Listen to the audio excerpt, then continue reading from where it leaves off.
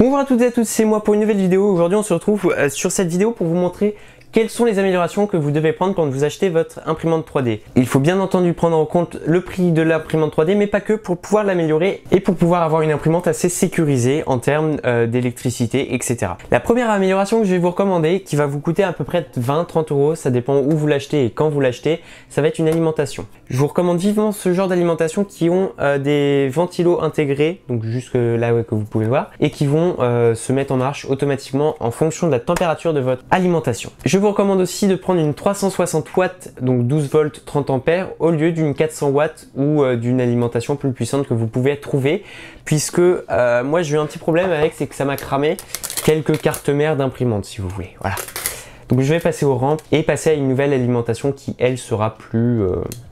Voilà, plus calme. La deuxième amélioration que vous devez faire absolument pour pouvoir avoir une imprimante assez sécure, ça va être les MOSFET. Alors je recommande d'en acheter deux, comme j'ai fait pour cette imprimante là. Un pour le lit de chauffant, parce que tout ce qui chauffe c'est assez dangereux en général sur une imprimante 3D. Et aussi pour le hot end, c'est-à-dire pour l'extrudeur. Ces modules là vous vont permettre de faire passer l'énergie par là et pas par là, ce qui va garder votre carte mère plus saine. L'autre amélioration que je recommande sur votre imprimante 3D, ça va être d'acheter un sensor, donc un capteur qui va capter la surface du lit pour pouvoir avoir une first layer vraiment très belle. Un capteur, vous pouvez en trouver entre 3 et 10 euros. Après, ça dépend où vous l'achetez, quand vous l'achetez. Et vous pouvez aussi acheter des Bell Touch, donc c'est vraiment des capteurs qui sont eux mécaniques et qui vont vraiment toucher, pas avec leurs petits doigts, mais c'est presque ça, la surface de votre lit pour pouvoir avoir vraiment une surface parfaite, ce qui va être très pratique avec un lit en verre par exemple, comme ici, mais ça marche tout aussi bien avec ce genre de capteur comme je le fais. Une autre upgrade qui pourrait être vraiment intéressante pour votre imprimante 3D, ça va être le hot end. Ça va être un E3DV6 comme vous le voyez ici. Donc cet hot end va vous permettre d'avoir un chariot, on va dire ça comme ça, hein, voilà, beaucoup plus léger, ce qui va vous permettre de vous déplacer plus rapidement et va vous permettre de moins écraser, enfin en général c'est mieux quoi. Et d'avoir un moteur déporté au lieu de l'avoir juste là. Une upgrade à préconiser, ça va être le fil pour l'électricité en général sur votre imprimante, et je n'ai plus de batterie sur ma caméra, c'est super. Alors je vous recommande d'acheter du nouveau fil pour votre imprimante 3D pour refaire toute l'électricité, parce que les fils fournis ne sont pas de très bonne qualité et peuvent parfois partir en flammes, comme j'ai pu en faire l'expérience avec un petit ventilo, rien de grave en général. Donc voilà, c'est quand même une recommandation que je vous fais, de changer tout le fil fourni puisqu'il est assez cheap et de mauvaise qualité. Enfin, n'en achetez pas non plus de mauvaise qualité, ça sert à rien de remplacer quelque chose de mauvaise qualité par quelque chose de mauvaise qualité. Vous aurez besoin d'imprimer des améliorations pour votre imprimante 3D. Je vous recommande d'acheter du bon filament, et ce qui vous permet de aussi colorier un petit peu votre imprimante 3D, de la rendre un peu plus personnelle, donc d'avoir des pièces un peu plus personnelles comme celle-là.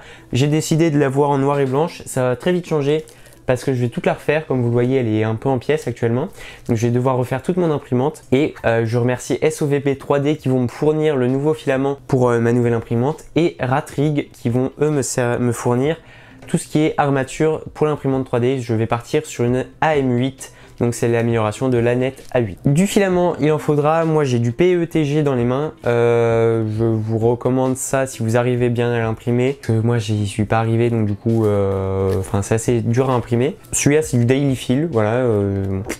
Je recommande quand même le SOVB 3D qui est fabriqué en France et qui est de meilleure qualité. Je vous mets tous les liens dans la description, parce que je les remercie déjà de m'avoir fourni et fait confiance tout ce filament que je n'ai pas encore, parce qu'ils sont en train de me l'envoyer. Donc il faut du bon filament, parce qu'il y a certains endroits qui vont devenir chauds. Donc du coup voilà, faut vraiment préconiser du bon filament sur ce genre d'amélioration. Donc moi j'ai choisi le blanc pour celle-là, et on me l'appelle la vache. Donc c'est une imprimante 3D qui ne sort pas du lait. Une autre amélioration que je vous recommande de faire, ça va être niveau surface d'impression. Donc ici, comme vous pouvez le voir, j'utilise du verre. Vous pouvez en trouver vraiment un peu partout. Celui-là, j'ai payé 3 euros. La découpe du verre pour 2 imprimantes, parce que j'en ai 2. Donc ça m'a coûté 3 euros. C'est du verre de 3 mm d'épaisseur. Essayez de ne pas prendre plus, parce que sinon la chaleur sera mal transmise au-dessus. Et après, ça, vous perdez quoi. Enfin, tu vois, c'est 3 mm dans le vide un peu. Donc je vous recommande de prendre ce genre de verre là. Ou sinon, ce qui marche très bien aussi, c'est de prendre du Bultake. Donc moi, c'est un sponsor, c'est Igus qui me l'a fourni. Ça coûte 20 € à peu près. Vous pouvez trouver un peu partout, mais je vous mets quand même le lien des Igus dans la description parce qu'ils sont de très bonne qualité. Ça fait 1 an presque que je les ai, faut le savoir. Et ils résistent toujours super bien, ça accroche toujours super bien. J'ai pas, niveau entretien, non, je m'y suis pas lancé plus que ça. Mais il faut savoir que c'est des Bultake de très bonne qualité qui vous tiendront longtemps sur vos imprimantes et qui permettent d'accrocher très bien vos pièces. C'est à peu près tout pour cette vidéo, j'espère qu'elle vous aura plu. Si c'est le cas, n'oubliez pas de mettre un petit pouce bleu, ça m'aide vraiment beaucoup, ça m'encourage à faire de nouvelles vidéos. Et si vous aimez vraiment ce genre de vidéo, n'hésitez pas à vous abonner puisque comme ça vous serez notifié des nouvelles vidéos qui arrivent sur l'amélioration de vos imprimantes 3D ou comment entretenir ou plein d'autres vidéos inimaginables que vous pouvez retrouver sur cette chaîne juste en vous abonnant. Voilà. Je vous remercie beaucoup d'avoir regardé cette vidéo. Si elle vous a plu, partagez-la à vos amis qui veulent investir dans une imprimante 3D et voilà.